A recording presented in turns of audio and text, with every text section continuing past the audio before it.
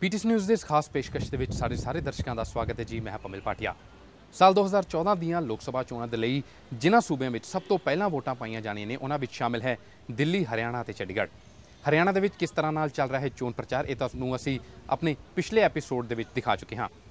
ਅੱਜ ਗੱਲ ਕਰਾਂਗੇ ਸਿਟੀ ਬਿਊਟੀਫੁਲ ਚੰਡੀਗੜ੍ਹ ਦੀ ਕਿ ਇਸ ਅਲਟਰਾ ਮਾਡਰਨ ਸ਼ਹਿਰ ਦੇ ਵਿੱਚ ਕੀ ਹੈ ਨੇਤਾਵਾਂ ਦਾ ਸਟਾਈਲ ਆਫ ਕੰਪੇਨ। ਆਪਣੀ ਇਸ ਖਾਸ ਪੇਸ਼ਕਸ਼ ਚਲੀ ਚੰਡੀਗੜ੍ਹ ਚੋਣ ਐਕਸਪ੍ਰੈਸ ਦੇ ਵਿੱਚ। ਚੰਡੀਗੜ੍ਹ ਚੋਣ ਐਕਸਪ੍ਰੈਸ ਦੀ ਸਵਾਰੀ ਕਰਨ ਤੋਂ ਪਹਿਲਾਂ ਇੱਕ ਨਜ਼ਰ ਮਾਰ ਲੈਂਦੇ ਹਾਂ ਇਸ ਹਲਕੇ ਦੇ ਉਮੀਦਵਾਰਾਂ ਦੀ ਪੋਲੀਟੀਕਲ ਫਾਈਟ ਕੈਮਿਸਟਰੀ ਤੇ। ਸਿਟੀ ਬਿਊਟੀਫੁਲ ਚੰਡੀਗੜ੍ਹ, ਜਿੱਥੇ ਇਸ ਵਾਰ ਮੁੱਖ ਚੋਣ ਲੜਾਈ ਲੇਡੀਜ਼ ਵਰਸਸ ਬਾਂਸਲ ਦਰਮਿਆਨ ਹੋਣ ਜਾ ਰਹੀ ਹੈ। ਜੀ ਹਾਂ, ਇੱਥੇ ਆਪ, ਭਾਜਪਾ ਤੇ ਬਹੁਜਨ ਸਮਾਜ ਪਾਰਟੀ ਦੀ 3 ਉਮੀਦਵਾਰ ਔਰਤਾਂ ਨੇ। ਸਭ ਤੋਂ ਪਹਿਲਾਂ ਗੱਲ ਕਰਦੇ ਹਾਂ ਆਪ ਦੀ ਉਮੀਦਵਾਰ ਇੱਥੋਂ ਗੁਲਪਨਾਗ ਨੂੰ ਟਿਕਟ ਮਿਲੀ ਹੈ।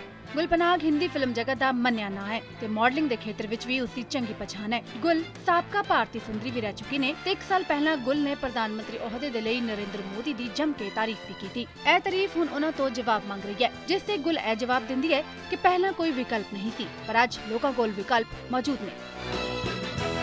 ਗੁਲਪਨਾਗ ਚੰਡੀਗੜ੍ਹ ਵਿੱਚ ਹੀ ਪਲੀ ਬੜੀ ਹੈ ਤੇ ਉਸਦੇ ਪਿਤਾ ਰਿਟਾਇਰਡ ਲੈਫਟੀਨੈਂਟ ਜਨਰਲ ਐਚ.ਐਸ. ਪਨਾਗ ਆਪ ਦੇ ਫਾਊਂਡਰ ਮੈਂਬਰ ਨੇ। ਗੁਲ ਨੂੰ ਇਹ ਟਿਕਟ ਆਪ ਦੀ ਪਹਿਲਾਂ ਖੜੀ ਕੀਤੀ ਗਈ ਉਮੀਦਵਾਰ ਸਵਿਤਾ ਭੱਟੀ ਦੇ ਬੈਕਆਊਟ ਕਰਨ ਤੋਂ ਬਾਅਦ ਹਾਸਿਲ ਹੋਈ ਤੇ ਉਸ ਨੂੰ ਉਮੀਦ ਹੈ ਕਿ ਚੰਡੀਗੜ੍ਹ ਦੇ ਲੋਕ ਉਸ ਦੀ ਆਵਾਜ਼ ਜ਼ਰੂਰ ਸੁਣਨਗੇ।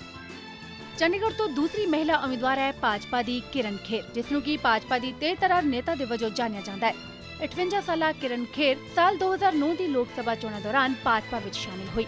ਭਾਜਪਾ ਨੇ ਇਸ ਵਾਰ ਚੰਡੀਗੜ੍ਹ ਦੀ ਟਿਕਟ ਦੇ ਕੇ ਆਪਣੇ ਪੁਰਾਣੇ ਤਾਕੜ ਉਮੀਦਵਾਰਾਂ ਨੂੰ ਸਾਈਡਲਾਈਨ ਕੀਤਾ, ਜਿਨ੍ਹਾਂ ਵਿੱਚ ਸਤਪਾਲ ਜੈਨ ਤੇ ਹਰਮੋਹਨ ਧਵਨ ਦੇ ਨਾਮ ਸ਼ਾਮਿਲ ਨੇ। ਮੰਨਿਆ ਜਾ ਰਿਹਾ ਹੈ ਕਿ ਚੰਡੀਗੜ੍ਹ ਤੋਂ ਅਰੁਣ ਜੇਤਲੀ ਤੇ ਸਿੱਧੂ ਦੇ ਨਾਂ ਤੇ ਵੀ ਚਰਚਾ ਹੋਈ ਸੀ, ਪਰ ਫਿਰ ਕਿਰਨ ਖੇਰ ਨੂੰ ਫਾਈਨਲ ਕੀਤਾ ਗਿਆ। ਕਿਰਨ ਖੇਰ ਫਿਲਮ ਇੰਡਸਟਰੀ ਦੀ ਮੰਨੀ ਪ੍ਰਮੰਨੀ ਹਸਤੀ ਹੈ। ਹਾਲਾਂਕਿ ਉਹ ਚੰਡੀਗੜ੍ਹ ਬੌਰਨ ਬ੍ਰੌਟ ਅਪ ਨੇ, ਪਰ ਪਿਛਲੇ ਕਈ ਸਾਲਾਂ ਤੋਂ ਮੁੰਬਈ ਵਿੱਚ ਸੈਟਲਡ ਨੇ।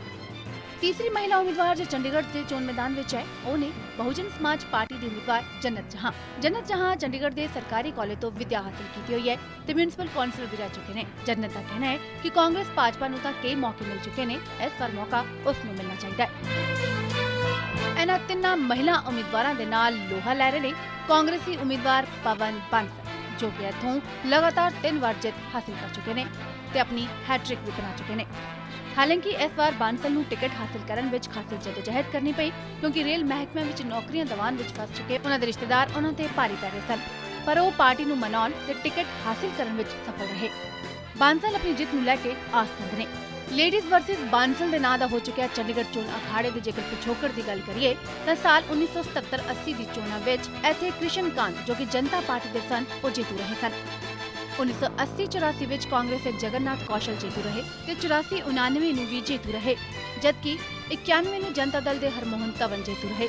91-96 ਨੂੰ ਕਾਂਗਰਸ ਦੇ ਪਵਨ ਬੰਸਲ, 96-98 ਨੂੰ ਭਾਜਪਾ ਦੇ ਸਤਿਆਪਾਲ ਜੈਨ, ਜਦਕਿ ਸਾਲ 1999 ਤੋਂ ਲੈ ਕੇ ਹੁਣ ਤੱਕ ਪਵਨ ਬੰਸਲ ਲਗਾਤਾਰ ਇੱਥੋਂ ਜੇਤੂ ਰਹੇ ਨੇ ਤੇ ਇਸ ਵਾਰ ਉਹਨਾਂ ਖਿਲਾਫ ਖੜੀਆਂ 3 ਮਹਿਲਾ ਉਮੀਦਵਾਰਾਂ ਨੂੰ ਵੀ ਉਹ ਟਿੱਚ ਮੰਨਦੇ ਨੇ। ਉਹਨਾਂ ਮੁਤਾਬਿਕ ਚੰਡੀਗੜ੍ਹ ਦੀ ਜਨਤਾ ਉਹਨਾਂ ਦਾ ਵਿਕਾਸ ਦੇਖੇਗੀ ਤੇ ਉਹਨਾਂ ਨੂੰ ਵੋਟ ਪਾਏਗੀ। ਖੈਰ, ਲੇਡੀਜ਼ ਵਰਸਸ ਬਾਂਸਲ ਦੀ ਇਹ ਫਾਈਟ ਆਉਣ ਵਾਲੇ ਟਾਈਮ ਦੇ ਵਿੱਚ ਦਿਲਚਸਪ ਹੋਣ ਵਾਲੀ ਹੈ।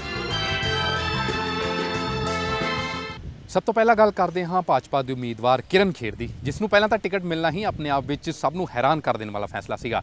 ਹਾਲਾਂਕਿ ਪਾਰਟੀ ਸਫਾ ਦੇ ਅੰਦਰ ਕਿਰਨ ਖੇਰ ਦਾ ਵਿਰੋਧ ਵੀ ਹੋਇਆ, ਪਰ ਬਾਵਜੂਦ ਇਸ ਦੇ ਜਿਸ ਤਰ੍ਹਾਂ ਨਾਲ ਕਿਰਨ ਖੇਰ ਨੇ ਆਪਣੀ ਚੋਣ ਪ੍ਰਚਾਰ ਮੁਹਿੰਮ ਨੂੰ ਗੇਅਰ ਅਪ ਕੀਤਾ, ਉਸ ਦੇ ਨਾਲ ਹੁਣ ਕਿਰਨ ਖੇਰ ਦੀ ਸਿਆਸੀ ਜ਼ਮੀਨ ਬਣਦੀ ਵੀ ਚੰਡੀਗੜ੍ਹ ਦੇ ਵਿੱਚ ਨਜ਼ਰ ਆਉਣ ਲੱਗੀ ਹੈ।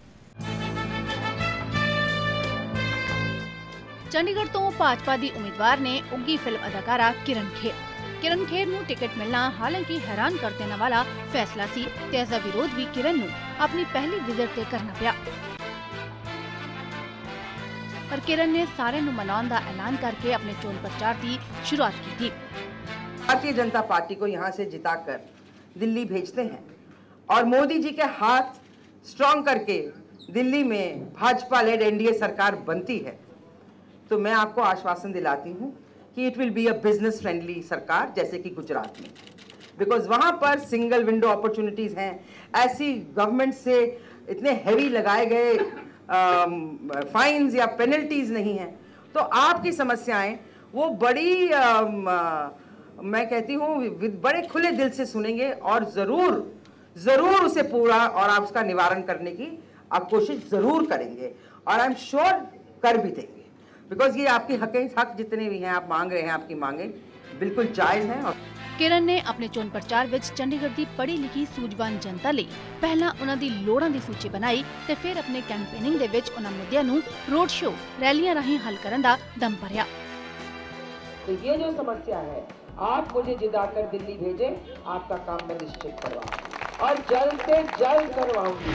ਚੰਡੀਗੜ੍ਹ ਦੀ ਨਬਜ਼ ਨੂੰ ਪਹਿਚਾਨਣ ਦਾ ਦਮ ਭਰਦਿਆਂ ਕਿਰਨ ਨੇ ਲੋਕਾਂ ਨੂੰ ਇਹ ਸਮਝਾਉਣ ਦੀ ਪੂਰੀ ਕੋਸ਼ਿਸ਼ ਕੀਤੀ ਕਿ ਉਹ ਬਾਹਰੀ ਉਮੀਦਵਾਰ ਨਹੀਂ ਸਗੋਂ ਪੰਜਾਬ ਦੇ ਮਾਝੇ ਦੀ ਜੱਟੀ ਹੈ। हाँ जी, मैं अपने घर आई हूँ जी। यहाँ की मैंने सुना है मुझे आउटसाइडर बोला जा रहा है। 65 सेक्टर 8 मेरा एड्रेस है, जो आप लोग जब एफिडेविट फाइल करोगे पता चल जाएगा। उसके बाद यहीं पढ़ी हूँ, कॉलेज यूनिवर्सिटी इसको रिप्रेजेंट किया है, बैडमिंटन खेली है चंडीगढ़ से पंजाब यूनिवर्सिटी के लिए, पंजाब स्टेट के लिए। ਕਿਰਨ ਖੇਰ ਵੱਲੋਂ ਪਿੰਡਾਂ, ਕਸਬਿਆਂ ਤੇ ਸ਼ਹਿਰਾਂ ਨੂੰ ਕਵਰ ਕਰਦਿਆਂ ਵੇਲੇ ਵੱਖਰੇ ਵੱਖਰੇ ਅੰਦਾਜ਼ ਵਿੱਚ ਕੈਂਪੇਨਿੰਗ ਕੀਤੀ ਜਾ ਰਹੀ ਹੈ। 15 सेक्टर यूनिवर्सिटी में अंडर ब्रिज होता था। उस अंडर ब्रिज से हम लोग कई दफा जाते थे, कई दफा तो हम साइकिल पे जाते थे कॉलेज। जब यूनिवर्सिटी गए तो हमको छोड़ने जाते थे घर वाले। वो क्या था कि ऐसे बंसल साहब को ख्याल लिया है कि पूरे शहर में बन सकते हैं, ताकि जगह जगह पर हमारे चौकों पे जो इतने ट्रैफिक जैम होते हैं, वो इतने सुंदर हमारे वो बनाए हुए हैं राउंड अबाउट। कभी मैं जाती हूँ तो एक उठ गया, कभी तो दूसरा उठ गया, तो भाई इतने खूबसूरत थे, इतने आराम से यहाँ ट्रैफिक चलता था। अब तो चंडीगढ़ में ट्रैफिक जैम्स होने लगे हैं। I don't think anybody wants that, nobody wants this. People want a better life over here and they deserve a better life. ਜਿੱਥੇ ਉਹਨਾਂ ਵੱਲੋਂ ਪਿੰਡਾਂ ਵਿੱਚ ਆਮ ਲੋਕਾਂ ਨਾਲ ਜੁੜਨ ਦੀ ਕੋਸ਼ਿਸ਼ ਕੀਤੀ ਜਾ ਰਹੀ ਹੈ, ਉੱਥੇ ਸ਼ਹਿਰਾਂ ਦੇ ਵਿੱਚ ਤੱਥਾਂ ਦੇ ਆਧਾਰ ਤੇ ਮੁੱਦਿਆਂ ਨੂੰ ਸੁਲਝਾਉਣ ਦੀ ਤਾਕੀਦ ਦਿੱਤੀ ਜਾ ਰਹੀ ਹੈ। ਕਿਰਨ ਖੇਰ ਦੀ ਚੋਣ ਪ੍ਰਚਾਰ ਮੁਹਿੰਮ ਨੂੰ ਨਰਿੰਦਰ ਮੋਦੀ ਫੈਕਟਰ ਵੀ ਚੰਗਾ ਹੁਲਾਰਾ ਦੇ ਰਿਹਾ ਹੈ। ਨਰਿੰਦਰ ਮੋਦੀ ਦੀ ਭਰਵੀ ਰੈਲੀ ਨਾਲ ਨਾ ਸਿਰਫ ਕਿਰਨ ਖੇਰ ਦੀ ਹੌਸਲਾ ਅਫਜ਼ਾਈ ਹੋਈ, ਬਲਕਿ ਪਾਰਟੀ ਸਫਾਂ ਵਿੱਚ ਜੋ ਉੱਠ ਰਹੀਆਂ ਵਿਰੋਧ ਦੀਆਂ ਸੁਰਾਂ ਵੀ ਨਾ ਸਿਰਫ ਸ਼ਾਂਤ ਹੋਈਆਂ, ਬਲਕਿ ਕਿਰਨ ਖੇਰ ਦੀ ਹਿਮਾਇਤ ਵਿੱਚ ਵੀ ਉਤਰ ਆਈਆਂ। ਕਿਰਨ ਖੇਰ ਦਾ ਇਹ ਵਾਅਦਾ ਸਾਥ ਸਿਰਫ ਮਿਥਕ ਹੈ ਜਾਂ ਯਕੀਨੀ ਹੈ, ਇਸ ਦਾ ਫੈਸਲਾ ਤਾਂ ਸਮਾਂ ਹੀ ਕਰੇਗਾ।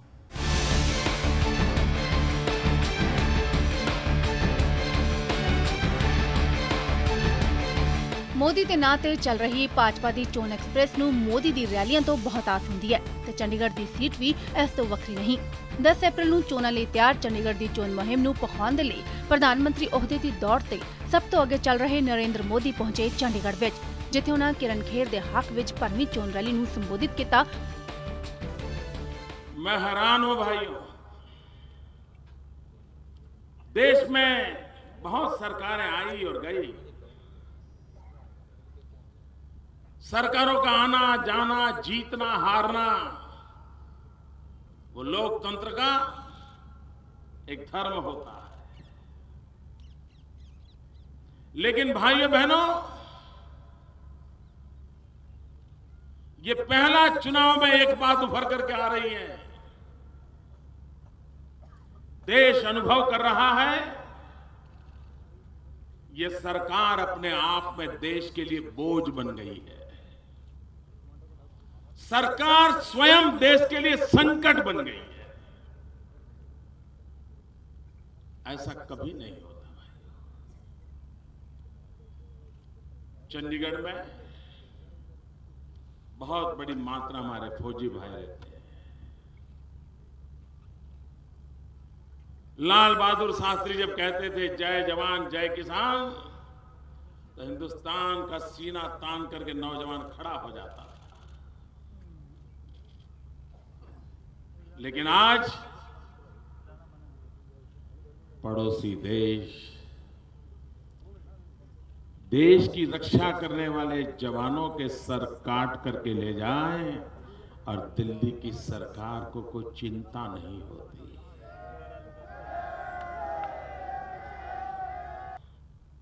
लाल बहादुर शास्त्री कहते थे जय जवान जय किसान। कांग्रेस की वर्तमान सरकार का नारा है मर जवान मर किसान।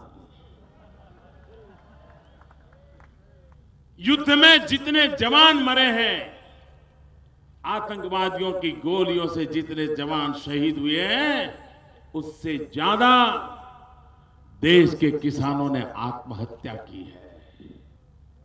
और इसलिए भाइयों बहनों, इस सरकार का मंत्र ही लग रहा है जैसे मर जवान मर किसान। क्या देश के जवानों को मरने दिया जाएगा?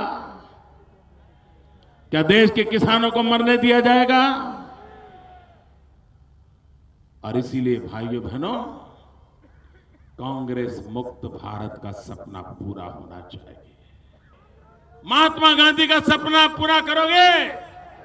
पूरी ताकत से जो दूर दूर खड़े हैं वो भी बोले, महात्मा गांधी का सपना पूरा करोगे?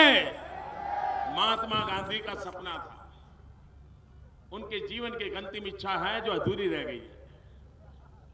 गांधी जी ने जीवन के अंतकाल में कहा था कि अब देश को आजादी मिल चुकी है,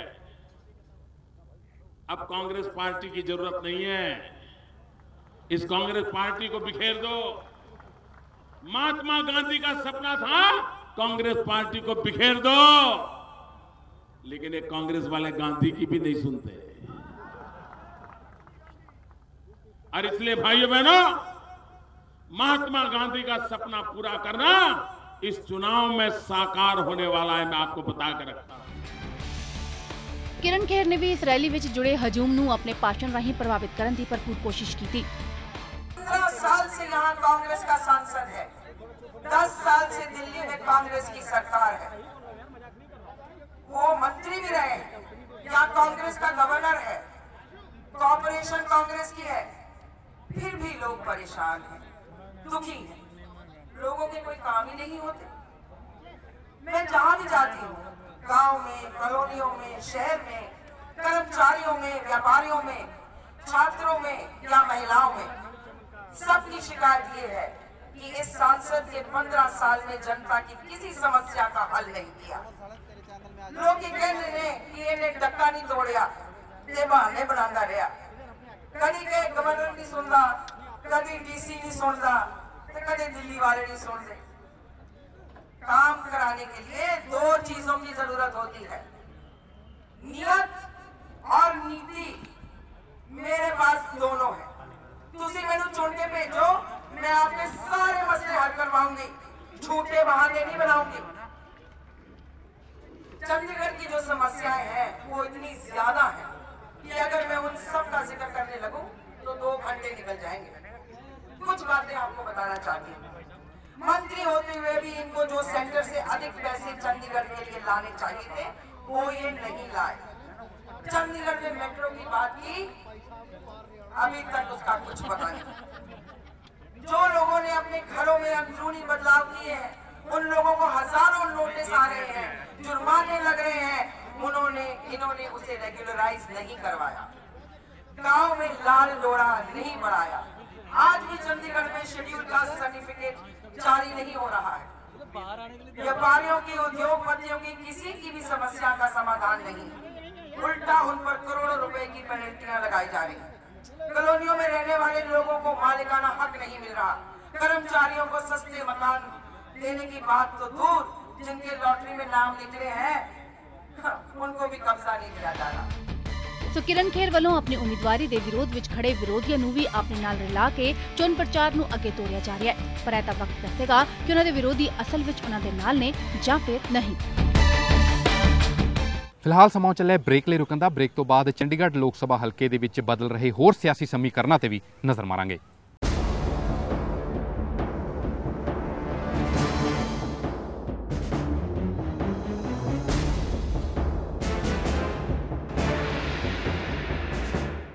ਕਾਂਗਰਸ ਵੱਲੋਂ ਚੋਣ ਮੈਦਾਨ ਵਿੱਚ ਉਤਾਰਿਆ ਗਿਆ ਹੈ ਪਵਨ ਬਾਂਸਲ ਨੂੰ। ਇਸੇ ਲੋਕ ਸਭਾ ਹਲਕੇ ਤੋਂ 2 ਵਾਰ ਚੋਣ ਜਿੱਤ ਚੁੱਕੇ ਪਵਨ ਬਾਂਸਲ ਹੁਣ ਤੀਸਰੀ ਵਾਰ ਆਪਣੇ ਲਈ ਡਟ ਕੇ ਚੋਣ ਪ੍ਰਚਾਰ ਕਰ ਰਹੇ ਨੇ। ਉਂਝ ਪਿਛਲੇ ਸਮੇਂ ਦੌਰਾਨ ਜਿੰਨੇ ਪਵਨ ਬਾਂਸਲ ਵਿਵਾਦਾਂ ਵਿੱਚ ਉਲਝੇ ਰਹੇ, ਇਸ ਵਾਰ ਚੋਣ ਪ੍ਰਚਾਰ ਵਿੱਚ ਉਹਨਾਂ ਨੂੰ ਉਨੀ ਹੀ ਕਰੜੀ ਮਿਹਨਤ ਕਰਨੀ ਪਵੇਗੀ ਉਹਨਾਂ ਵਿਵਾਦਾਂ ਦੇ ਅਸਰ ਨੂੰ ਖਤਮ ਕਰਨ ਦੇ ਲਈ।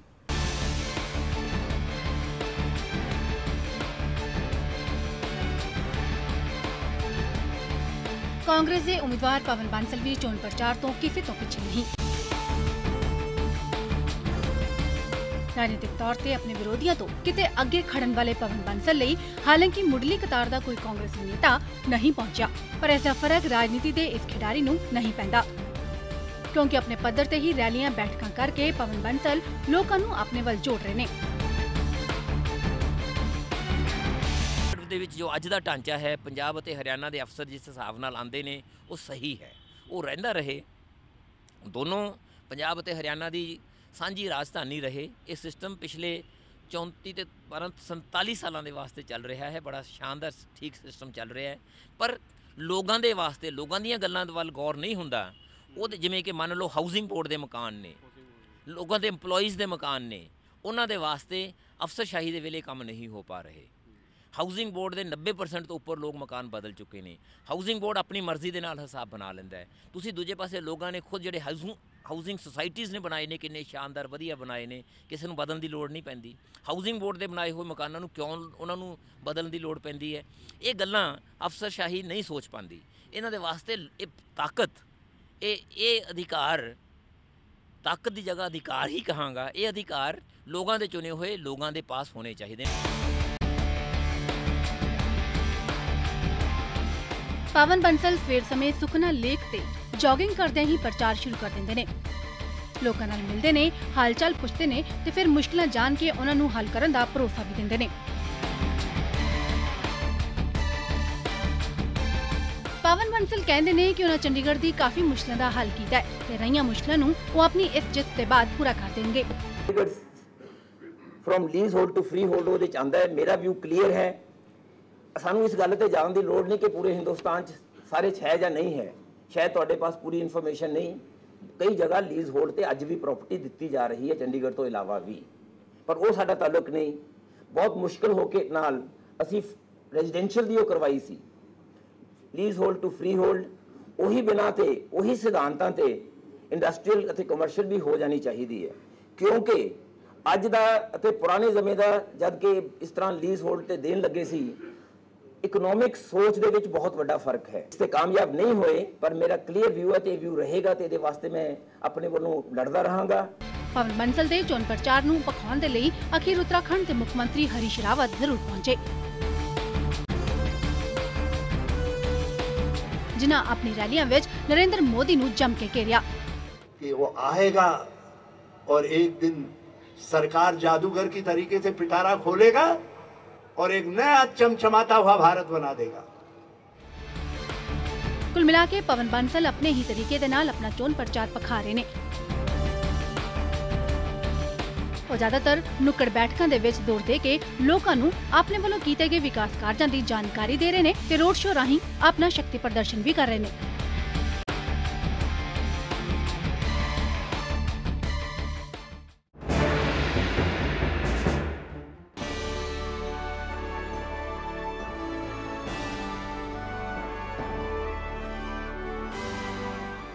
ਆਮ ਆਦਮੀ ਪਾਰਟੀ ਦੇ ਉਮੀਦਵਾਰ ਗੁਲ ਪਨਾਗ ਵੱਲੋਂ ਆਮ ਆਦਮੀ ਨਾਲ ਜੋੜ ਕੇ ਆਪਣਾ ਚੋਣ ਪ੍ਰਚਾਰ ਪਖਾਇਆ ਜਾ ਰਿਹਾ ਹੈ।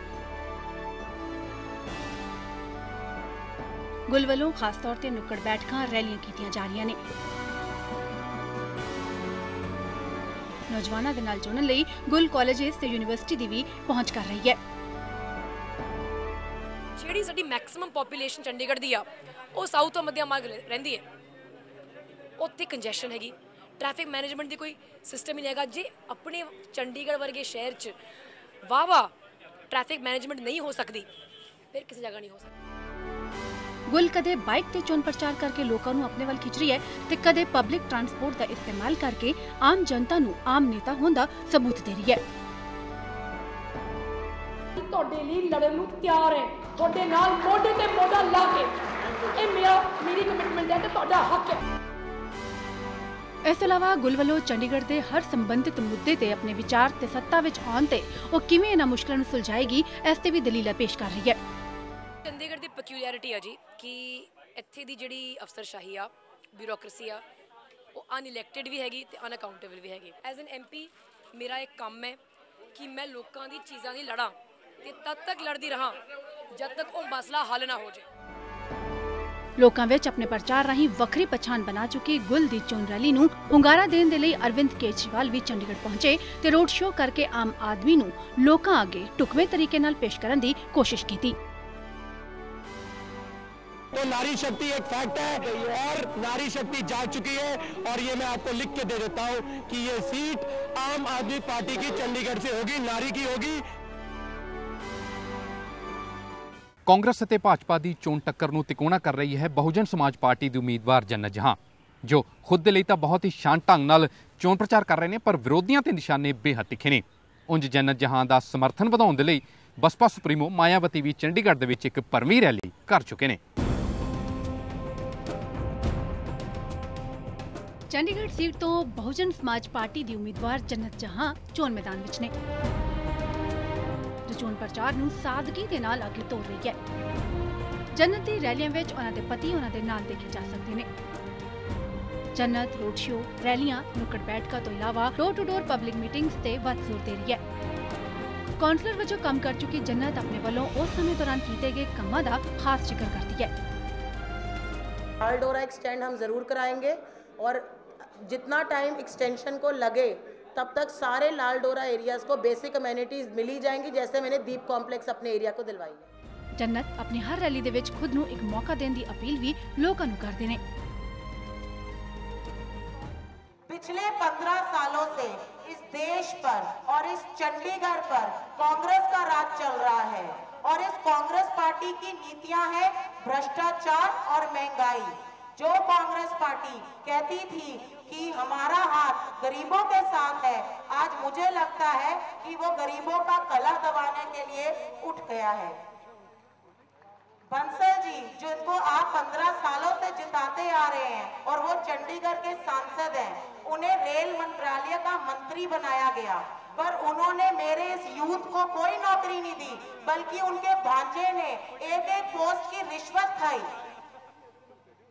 मेरा मानना ये है कि एक काउंसलर होके अगर मैं एक एमपी का काम कर पाई अपने इन 2 सालों में, तो अगर आप लोगों के सहयोग से मुझे यहाँ का एमपी बनाया गया तो आप लोगों की सारी परेशानियां मैं दूर कर पाऊंगी। बहुजन समाज पार्टी ਦੀ ਚੋਣ ਮੁਹਿੰਮ ਨੂੰ ਪਖਾਣ ਲਈ ਬਸਪਾ ਸੁਪਰੀਮੋ ਮਾਇਆਵਤੀ ਵੀ ਚੰਡੀਗੜ੍ਹ ਪਹੁੰਚੀ ਤੇ ਲੋਕਾਂ ਨੂੰ ਬਸਪਾ ਨੂੰ ਇੱਕ ਮੌਕਾ ਦੇਣ ਦੀ ਅਪੀਲ ਕੀਤੀ। जन्नत जहां उल हक के समर्थन में और इसके साथ ही आपके चंडीगढ़ से लगे हुए हिमाचल प्रदेश से आए हुए अपनी पार्टी के सभी लोकसभा उम्मीदवारों के समर्थन में मुझे सुनने के लिए यहाँ इकट्ठा हुए हैं। इसके लिए मैं आप सभी लोगों का पूरे तहे दिल से आभार प्रकट करती हूँ। वे हर स्तर पर सर्वजन हिताय व सर्वजन सुखाय की नीतियों के आधार पर चलकर ही सरकार चलाएगी, अर्थात हमारी सरकार पूरे देश में सर्व समाज में से सभी वर्गों क्षेत्र की या हिमाचल के चंडीगढ़ के साथ साथ आप जो आपका हिमाचल प्रदेश से जो चंडीगढ़ से लगा हुआ है, आपके चंडीगढ़ व हिमाचल प्रदेश की केंद्र से जुड़ी हुई जो भी समस्याएं होंगी तो उन्हें फिर जरूर दूर किया जाए। कुल मिला के जन्नत जहां भी अपने चोण प्रचार की मुहिम विच भाजपा, कांग्रेस ते आप उम्मीदवारां नूं करड़ी टक्कर दे रही है। ਹੁਣ ਚੰਡੀਗੜ੍ਹ ਲੋਕ ਸਭਾ ਹਲਕੇ ਦੇ ਵਿੱਚ ਇੱਕ ਆਜ਼ਾਦ ਅਤੇ ਇੱਕ ਜੇਡੀਯੂ ਦਾ ਉਮੀਦਵਾਰ ਵੀ ਹੈ ਜਿਸ ਨੇ ਅਜੇ ਤੱਕ ਲੋਕਾਂ ਦਾ ਕੁਝ ਬਹੁਤਾ ਧਿਆਨ ਆਪਣੇ ਵੱਲ ਨਹੀਂ ਖਿੱਚਿਆ, ਪਰ ਇਸ ਅਲਟਰਾ ਮਾਡਰਨ ਸ਼ਹਿਰ ਦੇ ਬਾਰੇ ਕਿਹਾ ਜਾਂਦਾ ਹੈ ਕਿ ਇੱਥੋਂ ਰਾਜ ਅਤੇ ਨੀਤੀ ਦੋਨੋਂ ਡਰਾਇੰਗ ਰੂਮ ਵਿੱਚ ਬੈਠ ਕੇ ਕੀਤੇ ਜਾਂਦੇ ਨੇ। ਲਿਹਾਜ਼ਾ ਹੁਣ ਸਾਰੇ ਉਮੀਦਵਾਰ ਸੜਕਾਂ ਤੇ ਉਤਰੇ ਨੇ, ਪਰ ਟਿਕਟ ਟੂ ਪਾਰਲੀਮੈਂਟ ਕਿਸ ਨੂੰ ਮਿਲੇਗਾ ਇਸ ਦਾ ਫੈਸਲਾ ਲੋਕ ਕਰਨਗੇ। ਸਾਡੀ ਇਸ ਖਾਸ ਪੇਸ਼ਕਸ਼ ਦੇ ਵਿੱਚ ਫਿਲਹਾਲ ਇੰਨਾ ਹੀ। ਨਵੀਆਂ ਤੇ ਤਾਜ਼ਾ ਖਬਰਾਂ ਦੇ ਲਈ ਵੇਖਦੇ ਰਹੋ PTC ਨਿਊਜ਼। ਧੰਨਵਾਦ।